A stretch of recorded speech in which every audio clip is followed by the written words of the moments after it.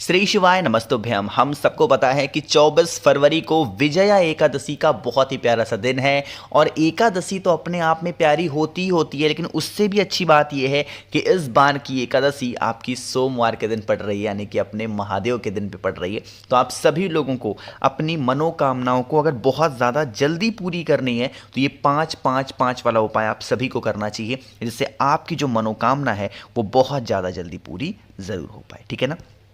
चलो समझने की कोशिश करते हैं। अब आखिर ये 5-5-5 का मतलब क्या है। तो आप सभी को इस उपाय के लिए 5 बेलपत्र चाहिए। कितने? 5 बेलपत्र के साथ में आप सभी को चाहिए होंगे 5 सफ़ेद पुष्प। देखो, जो चीज़ें बताऊंगा इसका कोई अल्टरनेटिव नहीं है कि भैया ये नहीं मिलेगा तो ये ले सकते हैं, नहीं। आपको 5 बेलपत्र कहा गया तो 5 बेलपत्र ही लेना है।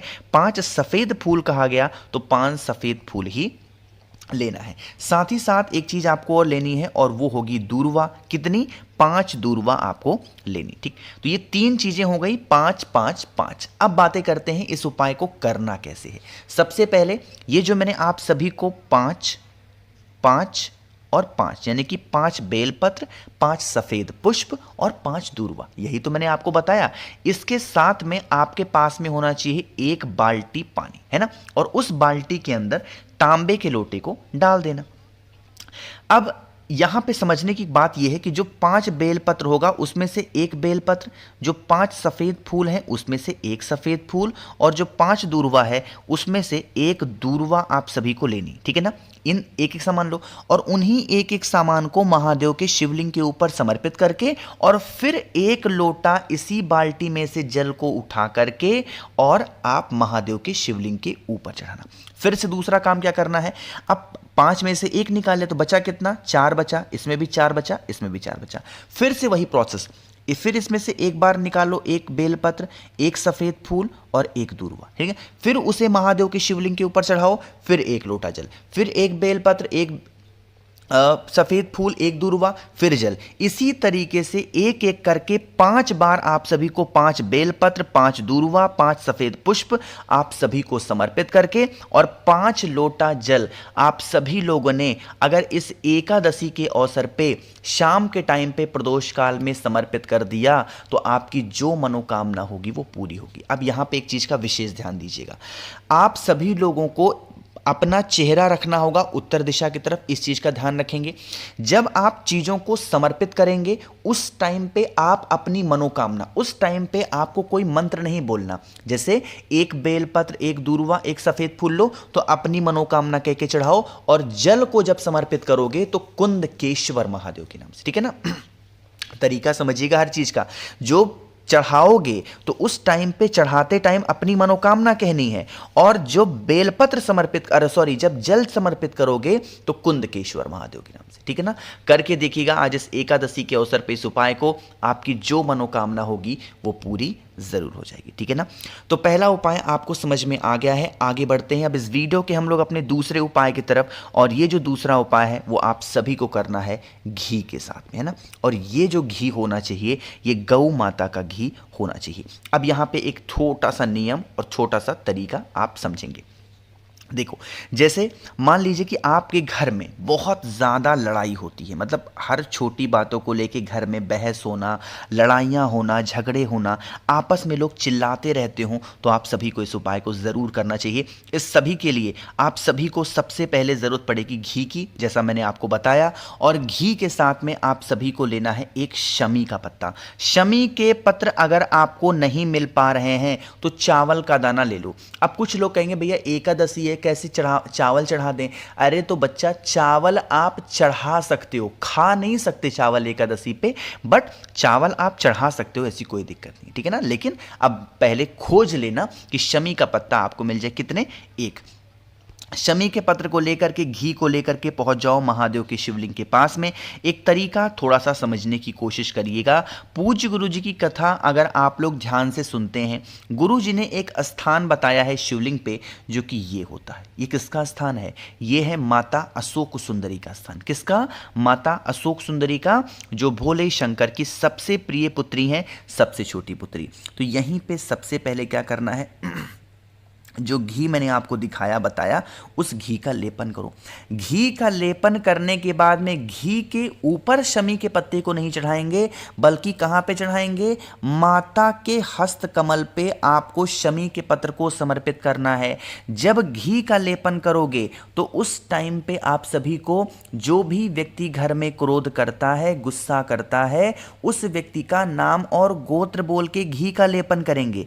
लेकिन जब शमी का पत्ता समर्पित करोगे तो नाम आपको वही पुराना वाला लेना है जो मैंने आपको बताया है लड़ाई झगड़े के लिए। वो कौन सा नाम है?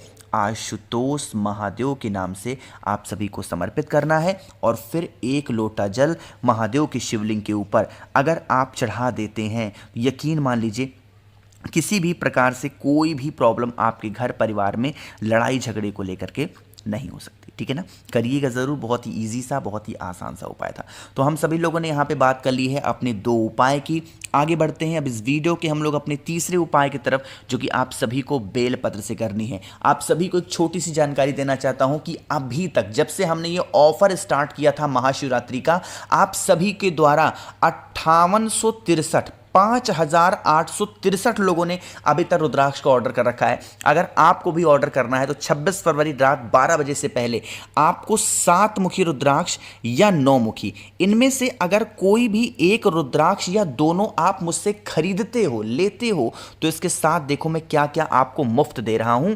आपको 5 मुखी रुद्राक्ष फ्री मिलेगी, आप सभी को 3 मुखी रुद्राक्ष फ्री मिलेगी, आप सभी को रुद्राक्ष की माला जप करने के लिए फ्री मिलेगी, प्लस आप सभी लोगों को मिलने वाली है इस बार 50 ग्राम भस्म जो कि बेलपत्र की छाल से बनी हुई है। और प्लस आप सभी लोगों को मिल रही है इस बार एक नई चीज मैंने जोड़ी है, और वो है एक रुद्राक्ष का फल, जिसको आप निकालोगे उसके छिलके को तो 1 मुखी से लेकर के 31 मुखी तक निकल सकता है। तो इन सभी चीजों का लाभ उठाना है तो आप मुझे व्हाट्सएप कर सकते हैं 9005643345। ये मेरा व्हाट्सएप नंबर है। ध्यान रखिएगा, रात 12 बजे से पहले अगर आप मुझे मैसेज कर देते हैं तो इस ऑफर का लाभ आपको मिलेगा। ठीक है ना? चलो अब बातें करते हैं इस उपाय की। अब ये जो तीसरा उपाय है, सबसे पहले समझ लेते हैं कि इस उपाय के बेनिफिट क्या होने वाले हैं। फायदा इच्छाएं की पूर्ति के लिए, है ना? जैसे व्रत रहते हो, उपवास रहते हो, कोई भी प्रॉब्लम घर में है और उस प्रॉब्लम से आपको छुटकारा नहीं मिल पा रहा, बहुत टेंशन में चल रहे हो, तो आप सभी लोग इस उपाय को ज़रूर करेंगे। 1 बेलपत्र लीजिएगा, बहुत ज़्यादा की तो कोई आवश्यकता ही नहीं है आपको। ठीक है ना? सिर्फ 1 बेलपत्र लो, और बेलपत्र के साथ में आज आप सभी को लेना है पीला चंदन। ध्यान रखिएगा, जो पीला चंदन आप इस्तेमाल करोगे वो सूखा हुआ नहीं होना चाहिए। ठीक है ना? गीला वाला पीला चंदन लेंगे, और फिर आप सभी को इस प्रकार से लेना है काला तिल। क्यों? हम अपनी इच्छाओं की पूर्ति के लिए एकादशी का जब भी उपाय करते हैं तो काले तिल का इस्तेमाल जरूर करना चाहिए। ठीक है ना? ज़्यादा नहीं, बस हाँ 1 चुटकी काला तिल लीजिएगा और पहुंच जाना सीधा महादेव के शिवलिंग के पास में। फेस रखेंगे उत्तर दिशा, नॉर्थ डायरेक्शन। थोड़ा सा तरीका समझेंगे। महादेव का शिवलिंग है। अब आपके पास में कितनी चीज़ें हैं? 3 चीज़ें। सबसे पहला काम करना है, जो आपके पास में पीला चंदन है, महादेव के शिवलिंग के ऊपर पीले चंदन का लेपन करो, जैसे मैंने किया। पीले चंदन का लेपन करने के बाद में जो काला तिल मैंने आपको बताया है, अपनी जो भी प्रॉब्लम्स हैं उन समस्याओं के लिए आप काला तिल पहले उसी पीले चंदन के ऊपर समर्पित करके अच्छे तरीके से पीले चंदन को क्या करोगे?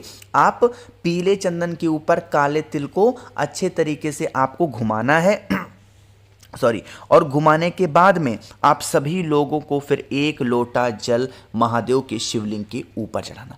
अब जो आपके पास में बची हुई 1 बेलपत्र है, उस 1 बेलपत्र को अपनी मनोकामना, अपनी विशेष को कहते हुए महादेव के शिवलिंग के ऊपर अगर आप समर्पित कर देते हैं तो आपकी सारी मनोकामना बहुत ज़्यादा जल्दी पूरी ज़रूर हो जाएगी। ठीक है ना? कितने उपाय समझ में आए आपको? आप सभी को 3 उपाय समझ में आ गए हैं।